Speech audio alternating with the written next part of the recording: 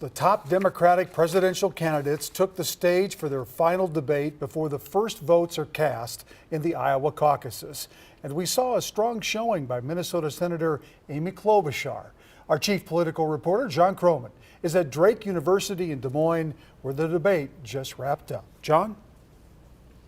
Hey, Randy, one of the things we heard from the moderators many times tonight was, Senator Klobuchar, your time is up.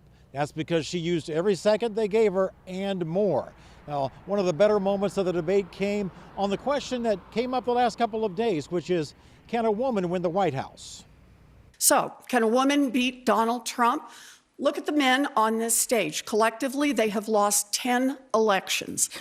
The only people on this stage who have won every single election that they've been in are the women, Amy and me. Every single person that I have beaten, my Republican opponents, have gotten out of politics for good. And I think that sounds pretty good. I think that sounds pretty good with the guy we have in the White House right now.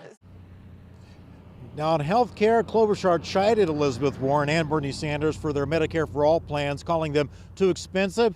The Minnesota senator said her idea is a public health option and allowing Medicare to negotiate drug prices would be more realistic. Another big topic tonight was foreign policy, and on that, Klobuchar reminded the other 5 Democrats that she warned them long ago that things could spiral out of control with Iran.